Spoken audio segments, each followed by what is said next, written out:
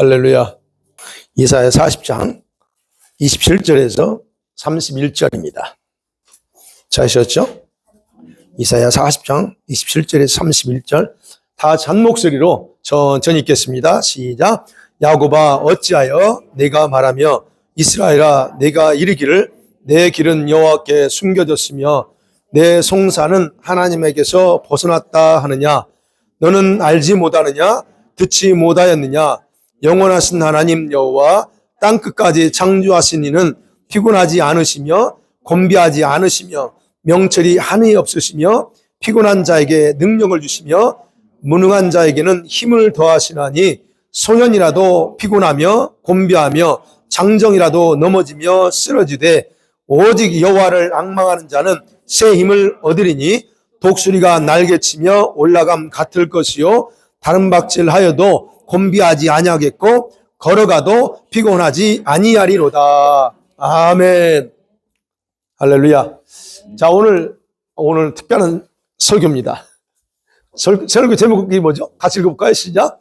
주님께서 생각하시는 예수 생명교회는 우리 교회가 어떤 교회인가에 대해서 말씀을 전하려고 합니다.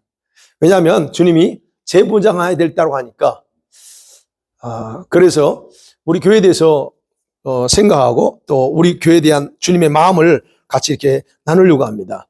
자, 주님이 왜 재무장을 할까요? 뭔가 이유가 있겠죠? 근데 이유가 있는데 우리가 이미 알 수 있는 부분이 뭐냐면 원수들이 다시 공격을 시도하고 있기 때문에 무장하라는 거예요. 그 말은 무슨 말이냐면 우리가 싸울 준비해야 된다는 얘기예요. 어떤 공격일까? 이 원수가 무슨 공격을 할 것 같아요? 다시 시작될 재앙과 그에 따른 교회가 당할 박해 또는 어려움 때문에 우리 무장시키는 겁니다. 그렇지만 우리가 항상 기억해야 될 것은 원수가 아무리 우리를 뒤흔든다 할지라도 우리는 두려워할 필요 없습니다. 왜냐하면 그 모든 걸 주관하시는 전능하신 주님께서 우리의 왕이시고 그분이 우리를 보호하고 계시기 때문에 두려워할 필요는 없다는 겁니다. 그래서 주님께서 우리한테 재무장하라 그런 말씀합니다. 그래서 그 재무장, 그러면 우리 교회와 관련돼서 저는 그래서 말씀을 생각하고 나누려고 하는 거예요. 생각해봐요. 우리 교회가 여러분 어떻게 생겼는지, 이 교회가 설립됐는지 잘 모르시죠? 아시는 분 얘기는 아무도 없어요. 우리 교회에 대해서 다시 한번 주님이 어떻게 이 교회를 세웠는지 제가 짧게 말씀드릴게요. 제가 96년도 12월 달에 왔고, 그리고 97년부터 저는 한국에서부터 계속 삼각산 기도 다니고 했기 때문에 기도 생활은 늘 꾸준히 했어요. 그래서 여기도 주님이 유학 올려서 기도하래서 여기 정하고 왔고, 그리고 와서 또 이제 계속 기도하죠. 집에서 기도하죠. 기도할 때 97년도 IMF 터지기 전에 계속적으로 주님이 목회에 대해서 얘기하셨어요. 왜 목회에 내가 왜 목회를 합니까? 나는 이거 공부하러 왔지. 이런 항상 그랬어요. 그러다가 또 어느 분이 또 김 목사님 참아 잠깐만. 그러면 교회가 그때 제가 작은 교회를 섬겼어요. 근데 그 교회에 집사님들이 이 목사님이 이제 목회할 의도가 없는 것 같으니까 김 목사님만 조금만 참아. 그러면 그 목사님이 좀 이렇게 가게 하고 목사님이 목회하게 할게. 제가 그걸 기겁하는 스타일이에요. 그래서 제가 그걸 교회를 나왔죠. 왜 그걸 남의 교회를 뺏는 것 같기도 하고 그래서 나왔습니다. 그래서 어쨌든 그때 이제 계속 제가 이제 주님이 목회를 하라고 하는데 제가 그때 계속 거부를 했죠. 거부하다가 결국 이제 97년 그때부터 시작하면서 98년도 한동안 거부하다가 결국 이제 98년대 어느 때가 되니까 주님이 이제 순종하라고 해서 제가 순종하기로 알겠습니다. 그러면 목회할게요라고 시작한 거예요. 그리고 이제 교회를 찾기 시작했고 그 다음에 찾아서 12월 달에 찾아서 시작된 곳이 메트로타운에 있는 넬슨 에버니에 있는 그 교회에서 교회를 설립하기 시작한 겁니다. 그래서 99년도 3월 첫 주에 저희가 예배를 시작했어요. 교회 설립이 그렇게 됐습니다. 그러면 교회를 시작한 거나 교회를 설립하고 그 장소까지도 그거는 제가 했던 게 아니에요. 그러면 교회 시작, 교회 설립 목적도 나와 상관없이 주님께서 다 정하셔서 그렇게 시작하십니다. 그리고 저한테 늘 항상 하시는 말씀은 내가 너를 쓰고 싶다. 이 뱅고에서 내가 너로 하여금 할 일이 있고 너를 좀 쓰고 싶다는 거예요. 도대체 왜 나 같은 사람 쓰실까? 네, 그래서 쓰신다고 하니까 그래요. 그러면 이제 순종했습니다. 순종하고 또 뭐 그때 시작한 게 우리 집사람하고 저하고 그다음에 그때 새 애들 그냥 뭐 이제 초등학교 뭐 이제 하영이가 초등학교 들어가고 뭐 그럴 때니까 초등학교 아니지 저기네요. 이럴 때 교회를 이제 한 거예요. 99년도니까 하영이가 95년생이니까 몇 살이에요? 5살이에요? 그때 시작한 거예요. 그래서 주님께 딜했죠. 주님 하라고 하니까 하긴 하는데요. 렌트비도 없고요. 그리고 또 사람도 없습니다. 나는 아무하고도 이렇게 창립 멤버 없습니다. 오직 주님과 나와 창립 멤버입니다. 그리고 시작했어요. 그리고 딜하기를 주님이 렌트비랑 안 주면 저는 한 달만 하고 문 닫습니다. 이렇게 딱 결하고 했을 때 감사하게 하나님이 시작할 때 광고를 보시고 어느 사업하시는 분이 딱 등록했어요. 그분이 11조를 내니까 결국 렌트비가 500불이었는데 그렇게 시작한 겁니다. 그러면서 이제 지나가는 과정에서 주님이 밴쿠버에 부흥을 위해서 너가 할 일이 있다는 거예요. 그래서 나 같은 사람이 뭐 또 부흥을 위해서 할 일이 있어. 그렇지만 어쨌든 그런 가운데서 이렇게 지나왔습니다. 그래서 지금까지 지금 우리 교회가 있습니다. 그래서 교회가 역사는 뭐냐요? 몇 년이냐면 25년이에요. 25. 이게 교회 제25권 49주일이에요. 이게 바로 우리 교회 연도예요. 우리. 자, 그런 가운데서 지금까지 오고 이제 오늘 여러분을 만나서 같이 이렇게 섬기고 있습니다. 이런 교회. 그리고 지금 이제 조금 더 기도하는 가운데 구체적으로 주님이 여러 가지 이제 이거구나 저거구나 그걸 알려주셔서 제가 여러분에게 나누는 거예요. 그러면서 제가 한국에 있을 때하고 여기 와서 계속 기도하면서 했던 게 우리 교회의 특징을 알게 됐어요. 우리 교회는 어떤 교회인가? 일반 교회가 다르다는 거예요. 그 뭐냐면 용병을 모아서 준비시키는 교회라는 거예요. 스페셜 특별한 그 용사들을 모아서 훈련시키고 준비시키는 거. 그게 우리 교회의 특징이야. 그래서 제가 수요일 말씀드렸나요? 우리 교회는 네 종류를 구분할 수 있어요. 첫 번째는 진짜 용범에 선택된 자들이 여기에 꽂아놓은 사람들이 있어요. 진짜 선택해가지고 그냥 여기다 확 해놓은 분들, 여러분들이 길 거야 아마. 네. 그 다음 두 번째는 용병이 되고자 한 분들이 왔어요. 나도 좀 주님 앞에 좀 쓰임받고 싶어요 해서 소문 듣고 왔든 누구한테 소개했을 것 같든 왔어요. 그런 분들이 두 종류 있습니다. 그 다음에 세 번째는 내가 오긴 오는데 나 같은 사람이 용병이 될 수 있을까 없을까? 스스로를 재면서 그렇죠? 제가 가늠하면서 선택하고 온 사람들이 있어요. 아니면 우리 교회는 마지막이야. 구경꾼처럼 나그네처럼 소문 듣고 한번 왔다가 그냥 떠나가는 사람들이 있어요. 그러니까 갈 사람은 다 가는 거예요. 예, 그런 종류다. 제가 이 부분을 말씀 보면서 그랬어요. 그렇게 기도하고 할 때 주님이 저한테 기도할 때 이게 뭘 이렇게 싹 주셨냐면 내가 영으로 이미 내가 영으로 받은 거예요. 주님이 영으로 이미 신호를 다 줬어. 필요한 주님이 이 밴쿠버에서 피택한 사람들을 신호를 두었지만 무언가에 의해서 제한받아서 아직 못 오는 사람이 있다는 거예요. 못 오는 사람이요. 또 하나는 현재 자기들의 영적인 갈급함을 알지 못하고 지금 자기들이 다니는 교회 안에 머물러 있는데 근데 그들을 이제 주님이 앞으로 불러서 보내들 자도 있다는 거예요. 나는 모릅니다. 오해하지 마세요. 나는 다른 교인들을 우리한테 오라고 하는 게 아니에요. 그냥 그런 분들이 있다는 거예요. 또 하나는 이런 분들은 또 다음 팬데믹 이후에 올 자도 있다는 거예요. 그게 어떤 면에서 아직 시간이 안 됐어. 그분들에게 시간이 안 돼서 밖에 있는 자들 그 중에서 주님이 특별히 쓰고 싶어 하는 분들을 이곳에 부를 거라는 거예요. 그래서 저는 그러면 진짜 하나님이 마지막 때에 우리 교회는 그런 면에서 특별하구나 하는 거 저는 그런 걸 지금 나누는 겁니다. 자, 그래서 제가 말씀드렸죠. 우리 교회는 이런 특성이 있다 그러면 저와 여러분이 선택받았다.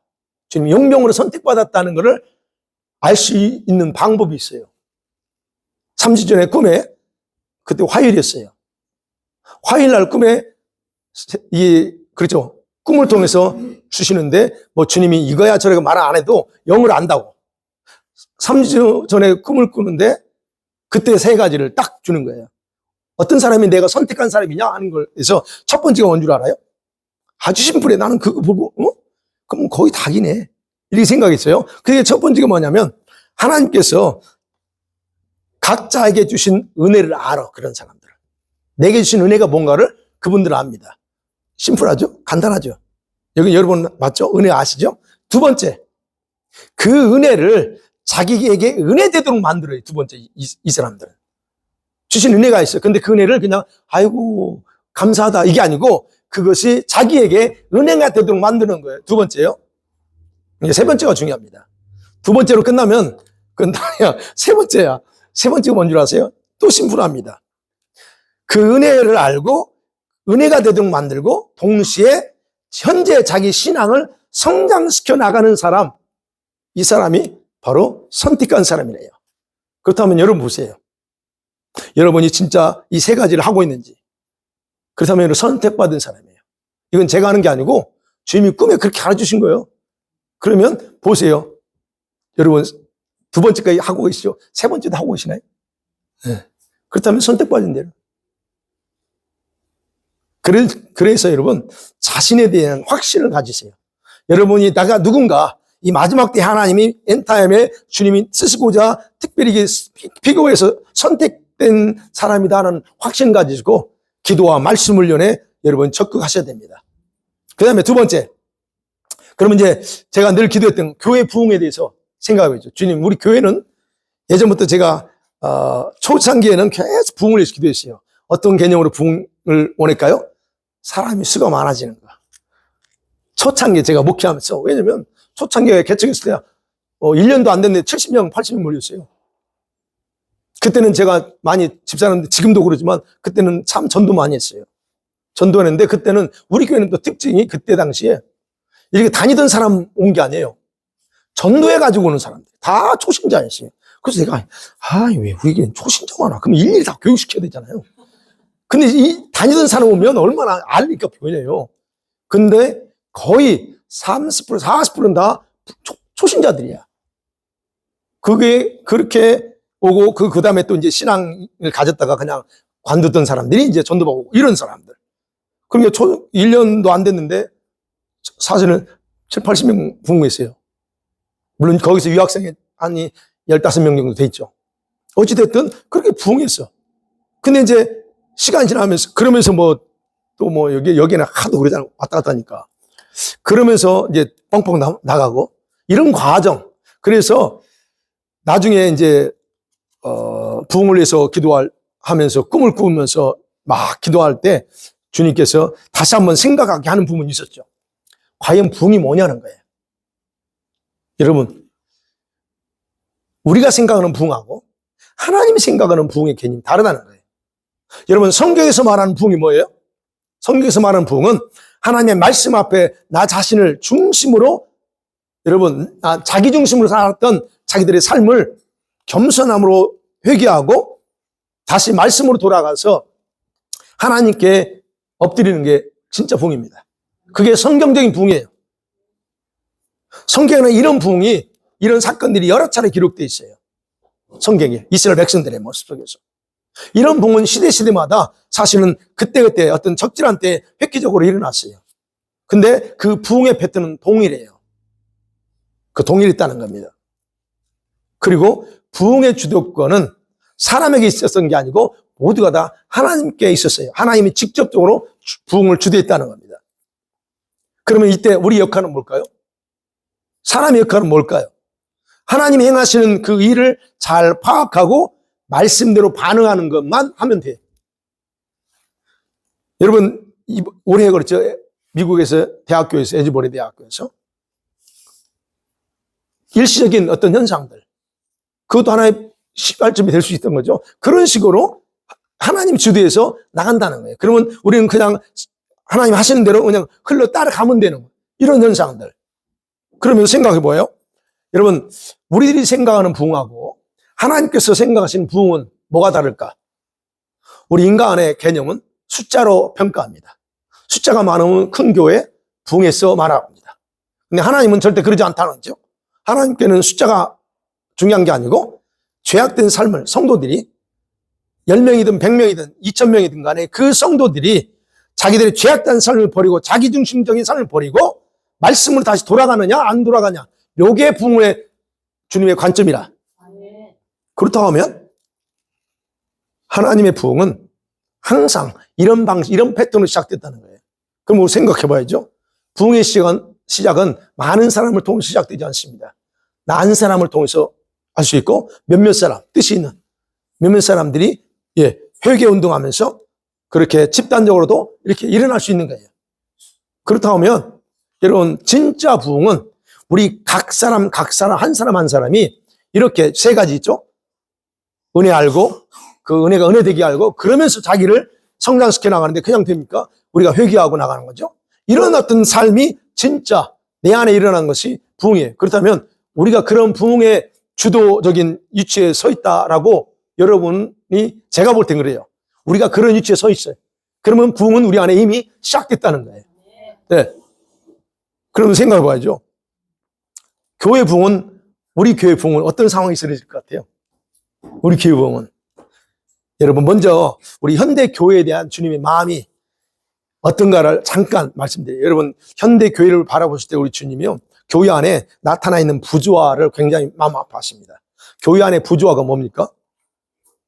다른 게 아니에요. 숫자에만 집중하는 그런 것. 그게 하나님과 전혀 상관없는 쪽이에요. 그 생각만 가지고 교회를 부흥시키려고 하고, 또 그게 부흥이라고 생각하고, 그리고 사람을 찾고 그러는 거죠. 그래서 뭐 몇십 명이 어디 이동와 있어. 그러면 거기 굉장히 큰 교회네, 부흥했네, 이렇게 말하네요. 이게 바로 주님의 눈에 부조한 거예요. 그러냐, 그런 상황에 있는 그런 교회들에 주님이 개입할 수가 없는 겁니다. 그러니까 그 한 사람 한 사람이 부흥해서 전체를 다 뒤집어놔야 되는데 그게 쉽지 않다. 자, 그러면 우리가 이런 부흥을 원한다면 우리 교회, 예수님 교회, 생명교회는 여러분 언제 부흥할까? 이거예요. 주님이 저한테 깨닫게 해주신 거는요, 우리가 꿈꾸는 부흥 이전에 우리 교회가, 저와 여러분이 그릇을 준비해야 된다는 겁니다.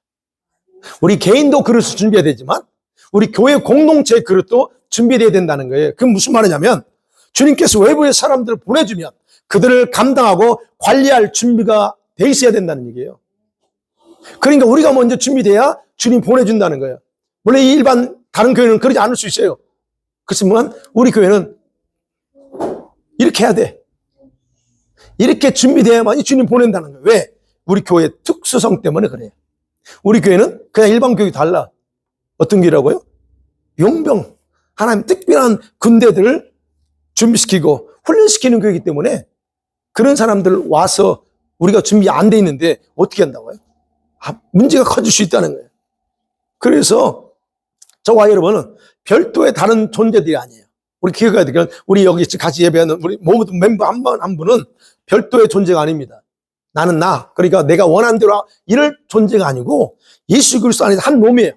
머리 대신 예수님을 중심으로 그분이 택해서 불러 모아서 우리를 한 사람 한 사람이 예수님의 지체가 돼서 온전한 교회의 모습으로 만들어 가기를 원하시는 거예요, 지금 현재. 그러면 온전한 교회가 뭐냐 하는 거예요. 그 온전한 모습, 교회의 모습은요, 이 마지막 때요, 용사들로 구성된, 우리 교회는 그래요. 용사들로 구성된 각각의 지체들. 저도 지체입니다. 여러분도 지체. 이 지체들로 구성돼서 자기 역할을 하는 상태가 온전한 교회 모습이에요. 이 말은 목사 중심, 장로 중심이 아니고 각자가 서로 지렛대처럼 해서 서로 각각 역할을 해야 된다는 거예요. 그게 진짜 온전한 교회 모습이에요. 그러면 우리 교회는 여러분 주님께서 생각하는 기존 교회와 다르고 마치 노아의 방주처럼 마지막 때에 택하신 자들을 모아서 훈련시키고 준비시키고 세우는 교회라는 거예요. 그러니까 여러분, 김 목사가 특별하다 이런 차원이 아니고 우리는 그런 목적을 가지고 불러 모으셔서 하나님이 연합시키고 지금 이 교회의 공동체를 만들어가고 있다는 거예요. 그러니까 이 교회는 내 교회가 아니에요. 제가 그랬잖아요. 내가 설립하고 싶어서 설립한 게 아니에요. 내 이거를 뭐 하고 싶어서 진짜요. 지금도 당장 나는 언제든지 그냥 손 털고 나가고 싶은 사람이니까. 인간적으로는. 그러나 주님은 그게 아니기 때문에 그렇다는 거예요. 그래서 감사한 거예요. 여러분들을 만나는 것에 대해서. 여러분들이 그 한 파티에 오른팔이 될 수 있고 손가락이 될 수 있고 눈이 될 수 있고 한 지체로 이렇게 만나서 이렇게 연합이 돼서 같이 이렇게 교회를 서나가고 있는 것에 대해 제가 너무 감격이에요. 감사하고. 네. 그래서 여러분, 현재는 오합지졸처럼 보여요. 아이고, 저분이 뭐 할 수 있을까? 그렇게 보일지라도 중요한 것은 훈련받고 준비될 수 있다는 거예요. 그래서 주님 불러오는 거예요. 한 사람 한 사람. 여러분, 그렇게 훈련되어 우리가 지금 훈련되어 가는 과정에 있을 때 여기에서 영적인 장군이 나올 수도 있습니다. 하나님이 제너럴을 보낼 수 있어요. 누가 아무도 몰라. 어떤 사람은 여러분 커맨더가 나올 수, 지휘관이 나올 수도 있습니다. 영적인 세계에서. 주님이 어떤 사람은 하사, 중사, 우리 군대 계급으로 볼 때, 아니면 보병, 일반적인 그냥 그런 사람도 있어요. 그래야 계급이 있죠. 영에서 질서가 있죠. 그러니까 각자가 다 이렇게 사용받을 영역이 다 다르겠지만 그렇게 준비될 수 있다는 거예요. 그래서 지금이 훈련하고 준비하는 기간이에요. 이 훈련에 동참하지 않으면 우리 예수생명교회 공동 멤버는 될 수 있지만 주님께는 쓰임받을 수 없어요. 그러나 여러분 다 우리가 쓰임받아야지. 아멘? 네. 자, 그렇다면 세 번째로 생각할 수 있는 거는, 그러면 왜 주님이 재무장을 하고 있는데 재무장과 관련돼서 도대체 어떤 거를 관점에서 생각해야 될까? 영적 지혜가 필요하다는 거예요. 지금 영적 진단의 근거에서 봐야 뭘 도대체 무장할까 한 부분이 나온다는 얘기예요. 여러분, 지상에서 발생하는 모든 전쟁, 큰 전쟁, 뭐 작은 거, 재앙, 뭐에서 지진이 일어나든 전염병이 오든 이 모든 재앙과 전쟁들은 하나님의 절대적인 허락 없이는 일어나지 못합니다. 이게 기본이에요. 하나님 허락해만 일어나. 그러면 하나님께서 영계에서 허락하시면 지상에서는 그것이 길게는 1년 또는 짧게는 몇 개월 후에 나타나요. 예를 들어서 6째인 이인 떼어져요. 이인 떼어지면 바로 지상에 나오는 게 아니고 시간이 흘러가는 가운데 그 인이 적용되는 거예요. 그거 마찬가지라는 거예요. 그리고 그렇게 일어난 재앙이나 전쟁은 반드시 고통과 때로는 환란이 뒤따릅니다. 어려움이 많은 인명피해도 나올 수 있고요. 그런 게 따라요. 제가 그래서 10월 7일 날 있었던 하마스의 그런 부분을 중요하게 생각하는 거예요. 왜? 그게 사인이거든요. 중요한 사인 중에 하나예요. 그래서 이 이스라엘 공격한 것은 단순히 이스라엘이 아니고 영적인 어떤 부분에서 심각한 어떤 부분이 있기 때문에 저는 그 부분을 진단하는 거예요. 두 가지 진단이에요. 하나는 이미 말씀드렸죠. 여러분, 이스라엘 죄악에 대한 하나님의 징계, 하나님 징계였어요. 그러면 이스라엘 어떻게 해요? 회개를 촉구하는 겁니다. 회개해야 돼.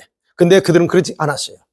그렇게 하지 않고 지금 계속 가고 있습니다. 자, 그러면 우리가 생각해야 될 거는 하나님의 징계에 의해서 뭔가 우리에게 임할 때 우리는 바로 바짝 엎드려야 됩니다. 그래야 그 징계가 완성돼요.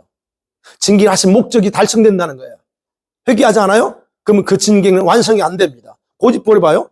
그러면 그건 완성 안 돼. 그러면 그 징계는 계속 가는 거예요. 연장돼. 그럼 나는 안 그런 것 같죠, 지금.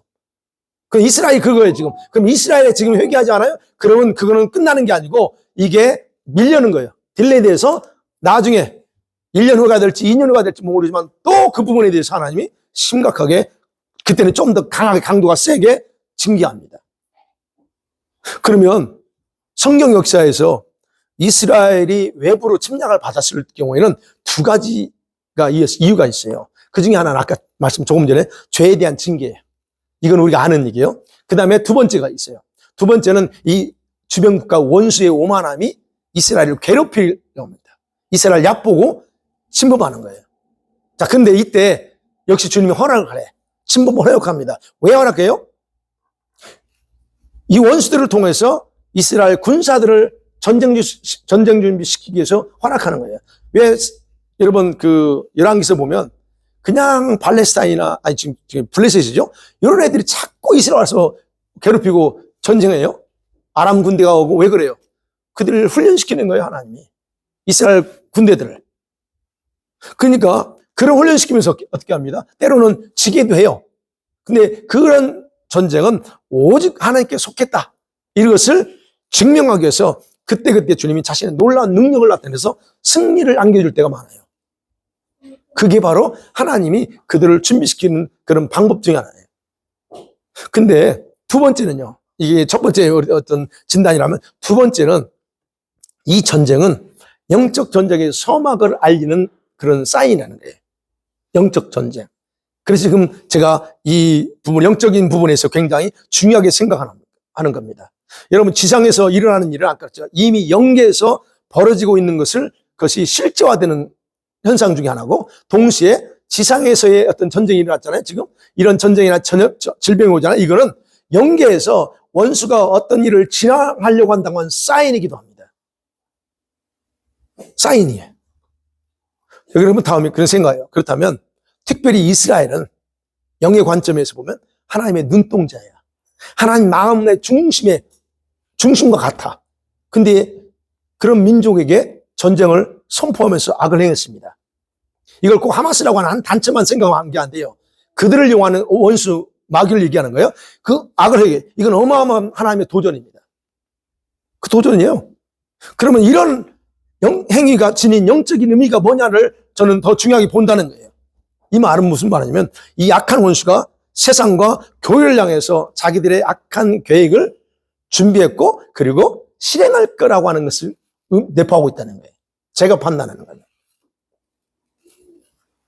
하나님과 교회를 향해서 영계에서 도전장을 내민 것과 똑같다 그럽니다. 그러니까 이 전쟁은요, 장차 원수마귀와 그리고 유엔 있잖아요. 유엔 등의 사악한 자들이 다시 본격적으로 뭔가 이 지상에서 일을 시작할 거라는 것을 예고한다라고 하는 겁니다. 그래서 제가 중요하게 얘기하는 거예요. 그렇다고 하면 이런 일이 예고된다면 뭐냐? 왜 그래서 저는 주님이 재무장하라고 했을까 할 때 이거예요. 우리 기독교인은 뭐 해야 되냐는 거예요. 이런 일이 닥치고 또 우리에게 다가올 때인데 이거를 대비해서 준비해야 된다. 이게 바로 우리가 해야 될 일이에요. 그러면 전쟁을 준비한다는 거예요. 뭐 우리가 물리적으로 준비할 겁니까? 아니죠. 거기에 맞는 그들의 움직임에 우리도 거기에 맞게 대비해야 된다. 악한 그들의 계획에 대해서 믿음으로 당당하게 맞서도록 우리가 준비하는 걸 말합니다. 영적 전쟁, 이건 물리적인 싸움이 아니죠. 영계에서 일어나는 싸움이에요. 그럼 우리 싸움의 대상은 사람이 아니고 그러면 악한 원수야. 그렇다면 어떻게 해요? 우리 싸움은 믿음의 싸움이죠. 믿음의 선한 싸움이라고 말합니다. 한편 디모데전서에서는 믿음의 선한 싸움. 그러면 우리가 이거 아셔야 될 거는 장차 다가올 이런 도전, 원수의 도전 앞에서 어떻게 대응할 건가? 요게 지금 우리의 중요한 부분이다. 예전처럼 빵빵 맞아 떨어질 건가? 아니면 강하게 준비하고 대비하면서 우리가 우리 자신을 보호할 거냐 하는 건 굉장히 중요하다는 거예요. 그 다음에 네 번째, 크게는 마지막으로, 그럼 뭘 준비해야 될까 하는 거예요. 이게 이제 중요하죠. 뭘 준비해야 이런 게 올 거라고 하면 뭘 준비해야 되죠. 여러분과 제가 다시 한번 정리해 볼게요. 마지막 때를 위해서 저와 여러분이 선택받았습니다. 픽업돼서 우리 예수 생명교회에 왔어요. 그게 믿어지세요? 그렇다면 반드시 모든 성도들과 연합해서 준비해야만 탈락하지 않고 제대로 쓰임받을 수 있다는 겁니다. 네. 그럼 어떻게 준비해야 될까? 간단합니다. 가장 기본적인 것부터 준비하면 돼요. 여러분, 우리가 운동선수들이 기술을 배울 때나 할 때 뭐부터 배워요? 가장 기본적인 것부터 배우잖아요. 그럼 생각해 보세요. 영적 싸움에서 가장 기본이 뭘까요? 가장 기본적인 거. 그게 제가 말씀드립니다. 첫 번째, 가장 기본적인 거. 여러분, 주의 보좌 앞에서 무릎 꿇는 것이 가장 기본입니다. 무릎 꿇으세요. 누구 앞에서? 보좌 앞에서. 문제 앞에서 무릎 꿇지 말고, 환경 앞에서 무릎 꿇지 말고, 그리스도의 보좌 앞에서 무릎 꿇는 거예요. 여러분, 전쟁은 하나님께 속한 겁니다. 실제 전쟁이든 영적인 전쟁이든 간에 전쟁은 하나님께 속했고, 그렇다면 전술도 하나님께 있어요. 그게 성경에 나오잖아요. 이스라엘 백성들이 전쟁할 때 방법을 가르쳐줘. 여리고성 점령할 때 가르쳐줘. 아이성을 점령할 때 가르쳐줍니다. 어떻게 하라. 전술도 하나 있겠다는 거예요. 그렇다면 그 승리의 비결은 그분 앞에 무릎 꿇고 앉아서 듣는 거예요. 전술이 뭡니까? 어떻게 하면 전술을 이번에서 전쟁 어떤 승리하는 방법이 뭐죠? 묻는 거예요. 다른 거 없어요. 그분의 전술을 무릎으로 배우는 겁니다. 무릎으로 배우는 게 뭘까요? 기도죠. 그러니까 기도가 우리가 다 아는 얘기지만 기도는, 그래서 제가 이제 말씀드려요. 기도는 용도가 다양해요. 기도가 뭐 하나만 있는 게 아니잖아요. 용도가 다양합니다. 그러면 싸움의 대상은 사람이 아니라고 했어요? 영이라고 그랬어요. 아까 귀신이야. 그렇다면 물리적으로 싸우는 게 아니기 때문에 우리도 기도로 싸워야 되는데, 그러면 기도에 대해서 우리가 정확하게 여러분 무릎 꿇고 주님께 배워야 돼요. 그 중에 우리가 싸움과 관련된 뭐예요? 싸움 기도가 있죠? 싸움 기도. 대적하는 거. 어게인스트 하는 거. 대적 기도 어게인스트 하는 거예요. 어게인스트 하면서 밀려오는 원수들을 향해서 리뷰하고 그냥 밀어내버리는 거. 이게 대적 기도죠. 그 다음 싸움 기도입니다. 저는 이제 돌파 기도 뭐죠? 이런 거. 그래서 여러분, 교회나 저와 여러분 성도들은 반드시 싸움하는 기도, 그게 뭐죠? 싸움 기도하는 법을 배워야 돼요. 이 기도, 싸움 기도, 어디서 배울까요, 밴쿠버에서? 우리 교회에서밖에 못 배워요, 그거. 이 싸움하는 기도는 우리 교회에서나 가르쳐 주지, 여기서 제가 볼 때, 다른 데, 한국에는 있겠죠. 근데 많은 한국에는. 여기서는 내가 알기로는 없어. 이 싸움 기도, 대적하면서 이 원수들과 맞짱 뜨고 싸우는 기도는, 그걸 배워야 되는데, 여기밖에 없는 것 같아요. 그래서 제가 이번 주 목요일 다시 중부 기도, 그 기도에 대해서 하려고 해요. 대적 기도하고 돌파 기도, 몇 가지. 조금 더 구체적으로. 이 기도를 배워야 된다는 거예요. 그 다음에 두 번째 볼 거예요. 자, 이런 무릎 꿇는 거 가장 기본이 그 다음에 자기 방어 기술을 여러분이 가져야 되죠. 여러분 전쟁의 승리에서 승리 비결은 뭐냐? 자기 방어해야 돼요. 그죠? 자기 방어입니다. 그러면 여러분 전쟁에서 최대의 방어는 뭐라고 그래요? 공격입니다. 가만히 있어서 방어되는 게 아니고 원수가 공격 오는 걸 미리 내가 공격해버리면 그것이 방어가 돼요. 그래서 가장 기본 원칙이에요. 전쟁, 군사 작전에서. 그러니까 여러분 전쟁에서 공격하지 않고는 승리라는 게 없어요. 그죠? 그러면 원수들이 우리들을 향해서 올 때 그냥 맞아 터질 것이냐? 거기에 맞춰서 내가 싸울 거냐 하는 부분은 중요해요. 근데 우리 예수 믿는 성도들의 문제는 그 공격해 오는 원수들을 향해서 공격하지 않고 그대로 맞아 떨어진다는 거예요. 왜 공격하지 못할까? 안타까운 거예요. 왜 공격하지 못해요? 공격해 오는 원수를 향해서. 그건 자신을 바라보니까 그래. 자신을 항상 바라보고 공격을 못 합니다. 그래서 자기 방어 시스템을 갖추라는 거예요. 자기 방어 시스템이 뭐예요? 그게 뭘까요? 오늘 28절, 본문 28절과 29절 한번 볼게요. 성경에서 가장 기본적인 자기 방어 시스템이 28절과 29절입니다. 찾으셨죠? 같이 봅니다. 시작.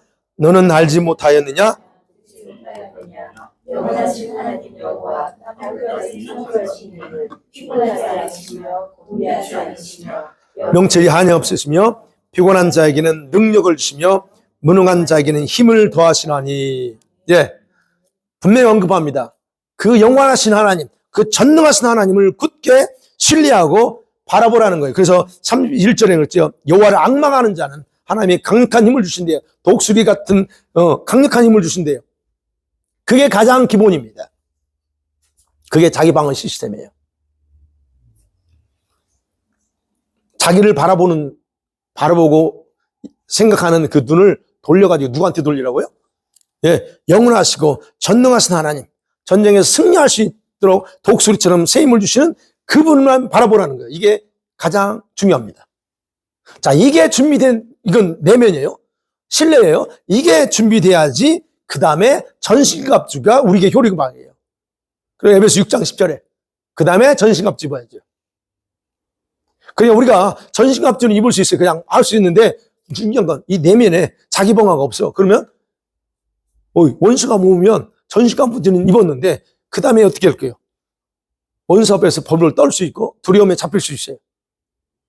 그러니까 내면에 우리 각 사람 내면에는 두려움과 불안과 다양한 것들이 있는데 이것을 뭘로 세워야 되냐? 그 전능하신 하나님, 강하게 여기서 어쩌나 힘과 능력을 주신 그 하나님을 신뢰하는 것이 딱 먼저 자리 잡아야 돼. 그래야 원수가 와도 그 떨지 않죠. 그러고 나서 전신갑 입어서 그럼 그 다음 문제 안 되죠. 이겁니다. 이게 우리에게 중요해요. 그러면 전신갑주는 그겁니다. 저와 여러분이 가지고 있는 내적인 약함, 우리 스스로 생각하는 그런 정신적인 약점까지 다 커버할 수 있는 갑옷이 바로 이 정신적이에요. 전신갑주. 그러니까 기본적으로 자기 방어 시스템 다음에 전신갑주를 입어. 그러면 그 어떤 것도 여러분 대적하지 못합니다. 여러분과 저를. 그 다음에 세 번째 나옵니다. 보습을 쳐서 칼을 만들어야 됩니다. 무기입니다. 자, 이 자기 방어 시스템이 있습니다. 내 안에. 그 다음에 전신갑주 뭐 있어요? 그 다음에 이제 어떻게 싸워야 돼요? 무기가 있어야죠? 그럼 무기예요. 보습을 쳐서 칼을 만들래요. 우리가 무장해야죠. 무기. 중요합니다. 원수의 책략이 뭔가, 전략이 뭔가를 예측하는 것도 중요합니다. 그런데 그보다 더 중요한 거. 내 무기를 내가 만드는 겁니다. 내가 전쟁에서 사용할 무기를 만드는 겁니다. 어떤 무기일까요? 그 요엘서 3장 넘겨보세요. 같이 한번 읽어볼게요. 시작. 너희는 모든 민족에게 이렇게 널리 선포할지어다. 너희는 전쟁을 준비하고 용사를 격려하고 병사로 다 가까이 나와서 올라오게 할지어다. 너희는 보습을 쳐서 칼을 만들지어다. 낫을 쳐서 창을 만들지어다. 약한 자들이기를 나는 강하다 할지어다. 아멘. 분명히 말합니다. 거기서 그러죠? 보습을 쳐가지고 칼을 만들래요. 그 내용은 그래요. 이방 나라들 또는 악을 행하는 자들에게 선포하래. 무슨 선포? 이게 히브리 원어는 그래요. 전쟁을 거룩하게 선포하라는 거예요. 이 전쟁은 하나님께 속해서 그러니까 전쟁을 거룩하게 선포하고 그다음에 용사들을 깨우래요. 자고 있는 용사들을 깨우고 다 가까이 나오게 하래요. 그게 지금 9절 말씀이에요. 그러고 나서 뭐 해요? 보습을 쳐가지고 쟁깁니다. 쟁기를 이게 한국말이죠. 그런데 보습 쟁기예요. 쟁기를 쳐가지고 칼을 만들어라. 그리고 이게 낫입니다. 낫을 쳐가지고 창으로 만들래요. 생각해 봐야 돼요. 쟁기나 낫은 가정용입니다. 싸움용이 아니죠. 근데 전쟁에서 쓰려면 뭐예요? 그거를 바꿔야 된다는 거예요. 칼과 창은 전쟁용이야. 그걸 바꾸라는 거예요. 그럼 뭘 바꿔요? 우리 각자가 하나님이 이미 주신 부분들이 있을 텐데 무뎌진 게 있어. 칼로 쓰기에 내가 그거 가지고 싸우기에 적합하지 않는 것들이 있어. 이것들을 다 기도로 갈고 닦아서 다시 새롭게 만들라는 거예요. 그래서 무기는 기도로 만들어져요. 기도.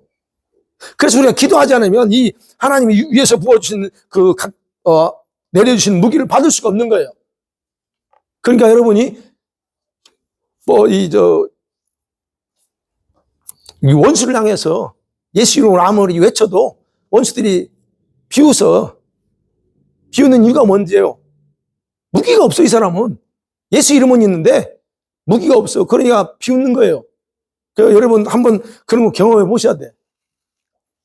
약간 귀신이 들린 사람한테 가서 한번 해봐야 돼. 아니, 여러분 지금 기도하기 때문에 나름대로 파워가 하나 있을 거야. 근데 그렇지 않는 사람은 해봐요. 귀신이 비웃어요. 네가 뭔데? 아무것도 없으면서 이렇게 해요. 전화상으로도 얘기합니다. 전화상 예수님 나가. 그러면 웃어. 상대가 저쪽 웃어요. 옛날에 그랬어요, 제가. 저는 이제 예수 목사니까 소리, 이놈이 실실 웃는 거예요. 왜 웃어? 아무것도 없는 거예요, 나한테. 여러분, 그러니까 이렇게 기도 외에는 무기를 만들 수가 없어요. 그래서 기도할 때에 각자에게 무뎌지는 이런 부분들을 예리하게 만들어요. 그래서 지금 보습을 쳐서 쟁기를 쳐고, 낫을 쳐가지고 칼과 창을 만들라 하는 거예요. 이게 우리가 가져야 할 무기입니다. 이 무기는 우리가 기도하지 않으면 주지 않습니다. 기도하지 않으면 이미 주신 은사들 이미 가지고 있는 그런 것들을 무기화될 수 없다는 거예요. 그래서 기도가 중요하죠. 그 다음에 네 번째 말합니다. 뭐가 우리에게 필요하냐면 의식 전환이 필요합니다. 어떤 의식이에요? 자기 정체성과 낮은 자존감을 높이는 의식 전환이 필요합니다. 하나님의 군대로 모집한 자들에게 있어서 가장 중요하게 신경 써야 될 부분이에요. 내가 무기를 다 입었습니다. 자, 전신감지도 있고 자기방어 시스템 있고 그 다음에 무기도 받았어. 근데 원수가 와. 근데 그 다음이 문제예요. 싸울까 말까는? 어떻게 해요? 오면 무조건 싸워집니까? 아니에요. 의식 전환이 필요하다는 얘기예요. 이렇게 입었는데 내 자신의 연약함이나 약점에만 잡혀있어. 아이고, 저거 내가 싸우다가 죽으면 어떡하지? 이런 것들에 내가 잡혀있어. 결국 그런 게 잡혀있다면 어리석은 거잖아. 아니, 실컷 다 해놓고 해놨는데 이게 안 돼 있네. 의식이 안 바뀌어져 있네. 이거 어떻게 할게요? 기도원한테 천사가 찾아오잖아요. 큰 용사여 일어나서 저 미디안족 싸우라 그러는데 기도는 뭐라고 했어요? 아직까지? 자기는 그게 아니요. 예, 자존감이 낮아. 나 같은 사람이 어떻게 해요? 자존감이 낮은 상태야. 그러니까는 안 하죠. 이런 거예요. 자신의 정체성 바꾸라. 나는 약자가 아니야. 인간적으로 뭐 약해. 그러나 예수 그리스도 안에서 하나님이 나를 크다라고 여기면 나는 큰 자입니다. 그러니까 제가 자존감이 좀 높잖아요. 저는 높아요. 왜? 하나님이 나를 그렇게 만들었어. 왜? 하나님이 나를 그렇게 보고 계시니까. 나는 그래서 이 부분만큼은 하나님이 나를 어떻게 보느냐 그대로 나는 보고 있어요. 그러니까 뭐 어디 가든 제가 너무 당당해서 문제야. 당당해. 그게 여러분 이거예요. 강한 자라요. 주님이 나한테. 너가 큰 종이래요. 아버지가 그러면 나는 그거 100% 믿어요. 그러니까 나는 큰 종이야. 이렇게 하는 거예요. 그게 바로 자존감을 또는 정체성을 정확하게 갖는 거예요. 용사라는 의식이 필요하다는 거예요. 용사. 그래서 오늘 10절 있죠? 하반절에 있죠? 약한 자도 이르기를 뭐라고 같이 볼까요? 나는 강하다 할지어다. I am strong. 쓱 외치래요. 약해? 아니야. 너 그렇게 하지 말고 이제는 입으로 벌려서 나는 약한 자가 아니고 강한 자다라고 선포하래요. 그래야 의식이 바뀌어요. 여러분 말로 선포해야 이 뇌, 그렇죠? 번연계 아마 이거를 전달해서 나를 바꿔요. 그 얘기하는 거예요. 안 그러면 앞으로 전진 못합니다. 다 갖췄는데 저기 오는데 앞으로 가야 되는 두려워서 못 가. 이렇게 된다는 얘기예요. 그래서 주님이 생각하시는 여러분 자신에 대한 실체를 정확하게 파악하셔야 돼요. 뭐라고 보시는가? 주님 뭐라고 그러세요, 집사님? 우리 집사님은 어떻게 생각하니? 그거 정확히 잡으라는 거예요. 빌립보서 4장 13절을 그랬죠. 내게 능력 주시는 자 안에서 내가 모든 일 할 수 있어. 이 말씀 붙잡지 않으세요? 이 말씀이 그냥 I can do everything. 아니 그것에 대해서 그 말씀이 여러분 것이 돼야 된다니까요. 그래서 얘기하는 거예요. 낮은 자존감 때문에 사람의 말에 좌지우지되고 이거 이제 끈짝내자는 거예요. 그리고 자존감 높이다. 그러니까 일반 종교처럼 살려고 하지 마세요. 이제. 우리는 이미 초월했죠. 그리고 하나님이 여러분을 부르신 그 부르심대로 가면 돼요. 아멘. 마지막 5번째 우리가 준비해야 될 거 이겁니다. 우리 각자에게는요 걸림돌이 있어요. 각자에게 돌파해야 될 취약점이 있어요. 이걸 제거하고 돌파해야 됩니다. 그걸 돌파. 그래서 제가 기도하는 거예요. 각자 어떤 분은 없더라고요. 근데 어떤 분은 몰랐는데 튀어나왔어. 그거 돌파해야 돼요. 지금 재무장하면서 돌파해야 돼. 각자 있잖아요. 그래서 이런 약점, 이런 취약점들이 있는데 그것을 돌파해야 이제는 전쟁에서 승리가 장담된다. 그건 어떤 부분일까? 가장 많이 성도들에게 퍼져 있는 게 믿음이 없다는 거예요. 나는 그런 믿음이 없는데요. 또는 자격이 없다는 거예요. 자격지심 이런 거 이거 돌파하셔야 됩니다. 여러분 혹시 그거 아직도 문제가 되나요? 아이고 나는 자격이 없어요. 믿음이 없어요. 요즘 이걸로 넘어지지 않죠? 한번 해보세요. 그래요, 안 그래요? 여전히 자신에 대해서 믿음이 없다고 생각하나요? 자격 없다고 생각하나요? 아니죠. 돌파해야 되는구만. 예.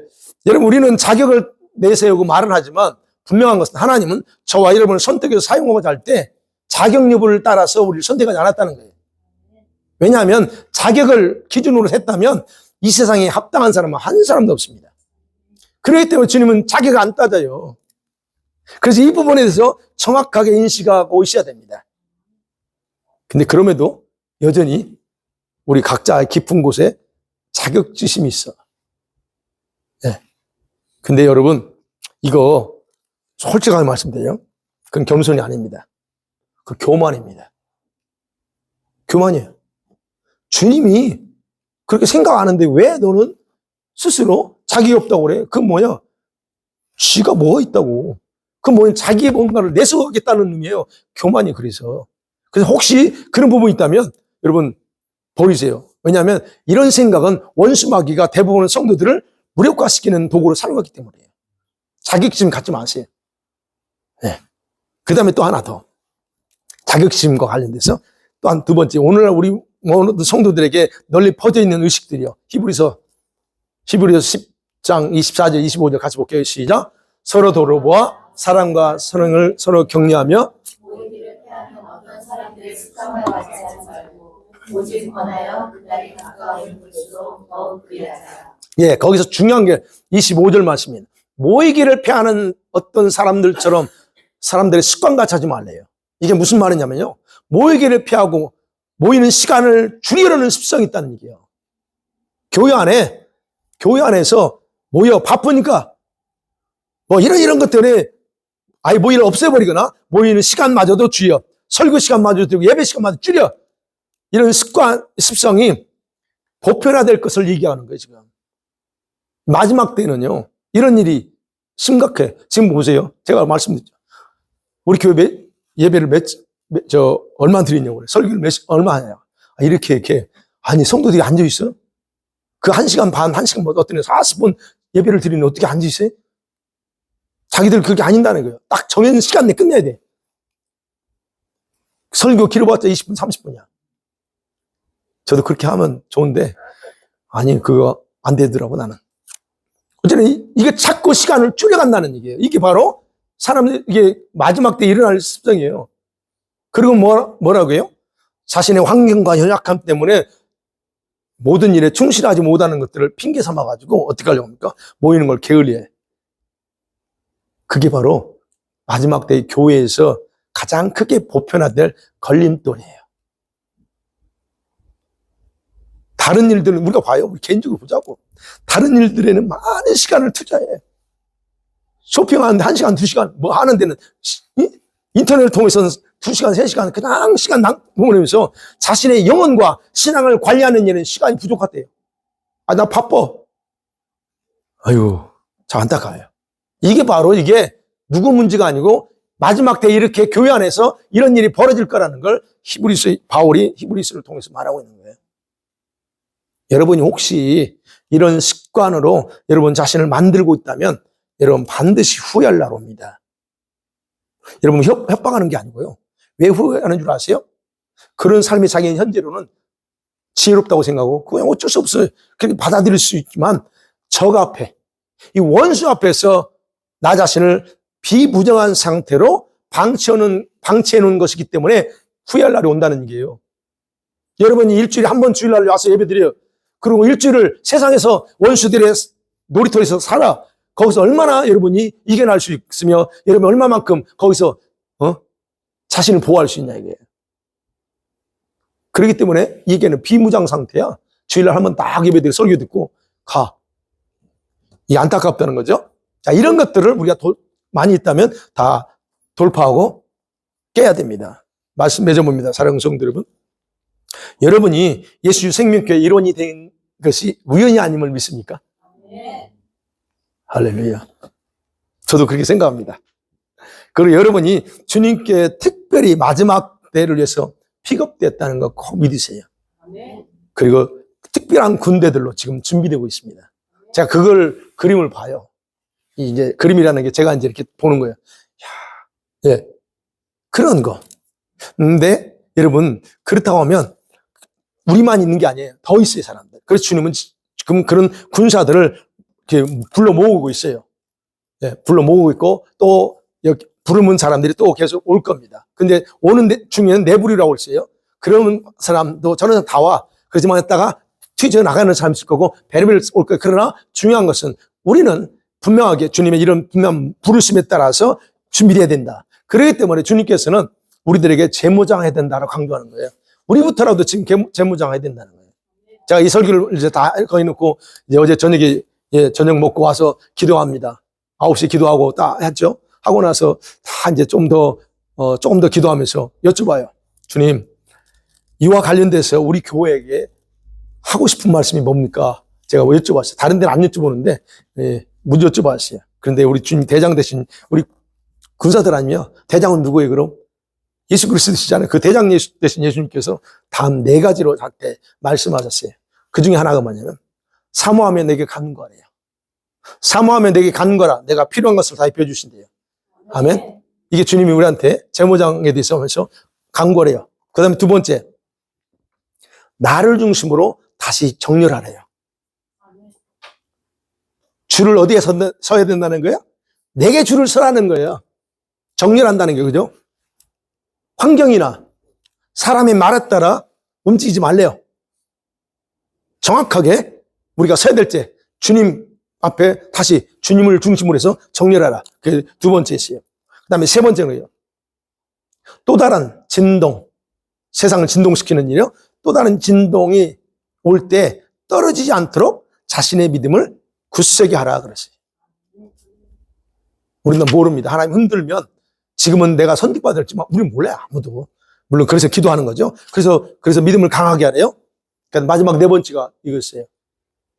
앞으로 있을 재앙이나 환경이 다가올 때 그런 것들 바라보지 말고 그럼에도 불구하고 그 모든 것을 주관하고 있는 나만을 바라보고 나가라 그랬어요.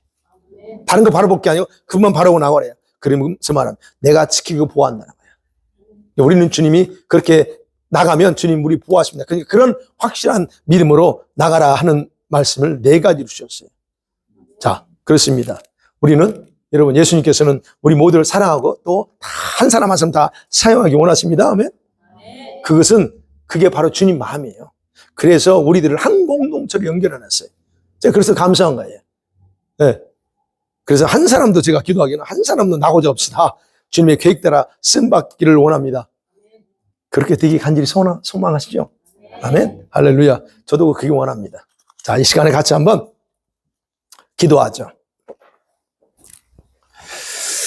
기도하는데요.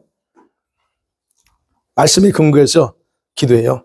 하나님, 나를 이렇게 픽업해 준 것, 선택해 주신 것을 감사합니다. 내가 뭐가인데 나 같은 사람이 마지막 때에 하나님 주의 그 특별한 군대로 나를 선택하셨습니까? 그 주심에 감사하고, 그리고 주님 선택했지만 내 위치, 내 역할, 이것이 뭡니까? 이 콜링이 무언지 깨닫게 해주세요. 라고 이 부분 놓고 다 지성소를 기도하며 나갑니다. 걸어가시고 신실하신 하나님을 찬양합니다. 하나님, 간구하는 것은 주님 나를 부르시고 나를 선택해 주셔서 감사합니다. 나 같은 사람이 무엇이 갈래 하나님께서 이렇게 아버지 불러서 정말로 준비되게 하시는지요, 훈련되게 하는지요. 주님 감사합니다. 영광 받으시고 이제는 원합니다. 나의 콜링을 정확하게 알고 나를 어떤 부분에 쓰시려고 하는지 알기를 원합니다. 주님 가르쳐 주세요. 알려주세요. 보여주시고 들려주세요. 한 분 한 분에게 놀라운 은혜 주셔서 결코 나약한 나 자신의 약점 바라보지 않게 하시고, 하나님 정말로 주님의 그 계획을 따라서 온전하게 준비해 나가도록 강권적으로 역사하고 도와주세요. 새로운 은혜가 넘치길 원합니다. 성령 하나님 도와주세요. 한 분 한 분에게 그 은혜를 나타내 주셔서 축복해 주시고 새롭게 해주세요. 강력하게 은혜를 나타내 주셔서 주님을 경배합니다. 찬양합니다. 인도하시고 역사해 주셔서 충만케 해주시길 원합니다. 도와주세요. 2번째 기도합니다. 우리 자신의 자존감, 낮은 자존감이나 정체성이 아직 이게 확실히 안 됐다. 주님, 이 부분에서 바로 세워주셔서 주님이 나를 말하는 것, 생각하는 것을 바로 붙잡고 나가게 하시고, 그리고 아직도 우리 각자의 돌파해야 되고 여전히 남아있는 걸림돌이 있다면 주님 완전히 돌파하기 원합니다. 그게 무엇입니까? 그거 다 돌파하세요. 그걸 깨야만이 주님이 우리에게 무장시키고 또 우리를 새롭게 나가는데 우리가 넘어지지 않습니다. 주님 그것을 할 수 있도록 강한 힘과 능력 달라고 다 같이 서로 기도합니다. 할렐루야. 걸어가시고 신실하신 하나님 간절히 기도합니다. 아버지가 간구합니다. 우리 약한 자존심 자존감 하나님 긍휼히 여겨주시옵소서. 정체성이 결여되어서 아버지 앞에 나의 신분에 대해서 아버지 하나님이여 정말로 늘 나의 나약함만 생각하고 살아가는 이런 어리석음을 용서하시고 이제는 정말로 주님 정체성을 더 말씀에 근거두고 주님이 나를 생각하시는 것에 두고 나가도록 하나님 도와주시옵소서.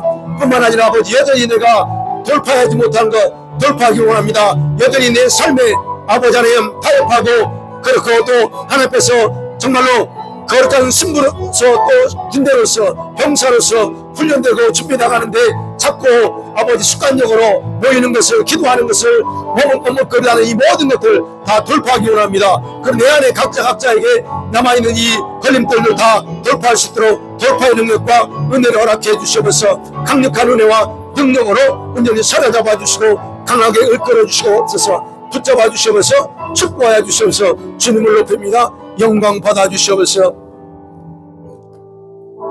주님을 찬양합니다. 경배합니다. 하나님 나의 콜링이 무엇입니까? 나를 이 땅에 부르시고 또 이 마지막 때에 하나님 거룩한 군대로 우리를 부르신 이유가 뭐고 그 어떤 영역에서 쓰임받을지 가르쳐 주세요. 아버지 나 같은 사람을 쓰시겠다 오니 감사합니다. 그러기 이제는 더 헌신하고 준비되기 원합니다. 가르쳐 주시고 이끌어 주시고 그럼에도 불구하고 여전히 하나님 나의 난약함이 있습니다. 자존감이 낮고 정체성이 아직 확립이 안 돼 있습니다. 주님 우리 한 분 한 분에게 주님이 나는 강하다라고 말하는 그 말씀 붙잡고 자신을 강하게 기도원처럼 큰 용사라고 말씀하는 그 음성 따라서 우리 자신을 세워나가도록 도와주세요. 아직도 내면에 아버지 걸림돌들이 많이 있습니다.